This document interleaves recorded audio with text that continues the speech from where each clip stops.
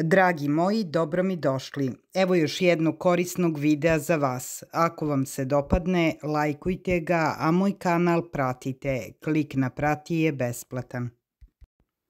Evo kako da koristite diatomejsku zemlju da biste se rešili štetočina na biljkama na prirodan način. Da li ste čuli, da li ste znali da je potpuno prirodna diatomejska zemlja jedan od najboljih načina da bezbedno i efikasno kontrolišete pojavu štetočina u vašoj bašti, vrtu ili travnjaku? A spisak insekata koje diatomejska zemlja može kontrolisati je dugačak i impresivan. Od lisnih ušiju, puževa, krpelja, svih vrsta buba, do larvi, pauka i još mnogo toga. Ova zemlja može pomoći baštovanima da se uspešno bore protiv invazije insekata u kratkom roku. A u sve to bez brige da ćete naneti štetu sebi ili kućnim ljubimcima. A šta je zapravo diatomejska zemlja? A diatomejska zemlja ili DE, kako je uobičajeno nazivaju, je prah koji se sastoji od fosilizovanih algi. Fosili su zapravo ostaci izuzetno malih diatomeja. Ova sićušna stvorenja su nekada živela u svim vrstama vodenih površina od potoka i reka do velikih jezera i okeana. A većina tih algi se raspala u ono što je sada silicijum dioksid i veoma je česta supstanca na zemlji. A silicijum dioksid i praškasti sastav diatomejske zemlje mogu biti veoma fatalni za širok spektar baštenskih štetočina. A pritom su netoksični i za ljude i za kućne ljubimce. A evo kako deluje diatomejska zemlja na štetočine. Prah se urezuje u kožu mekog tela insekata dok puze po njoj ili kada se posipa po njima. A kada se to dogodi, ovaj prah dehidrira insekte i oni u kratkom roku nestaju. Diatomejska zemlja zapravo ima širok spektar upotrebe u komercijalne svrhe i kod kuće. Osim što pomaže u kontroli populacije insekata, može biti odlično oružje protiv krtica u vašem dvorištu. Ovaj prah neće ubiti krtice, ali ubija larve koje krtice traže. A kada larve nestanu, odlaze i krtice. Ovu zemlju možete dodavati u vaše zemljište u baštu da biste ga omekšali. Osim što zemljište nije više glinasto i tvrdo, ovaj prah omogućava i da lakše se apsorbuje voda i hranljive materije.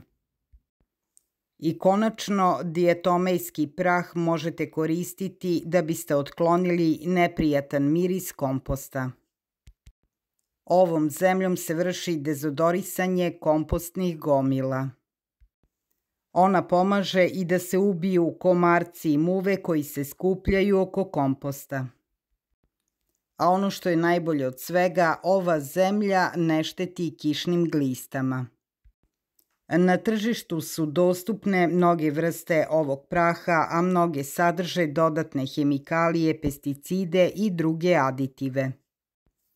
Uvek pročitajte uputstvo i vidite da li su dodate neke supstance u ovu zemlju.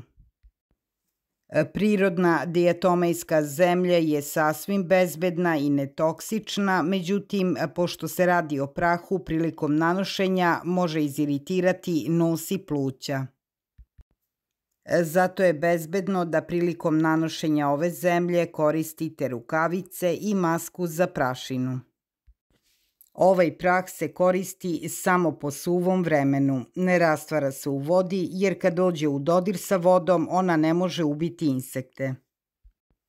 Ovaj prah se posipa po zemlji, po listovima, po biljkama.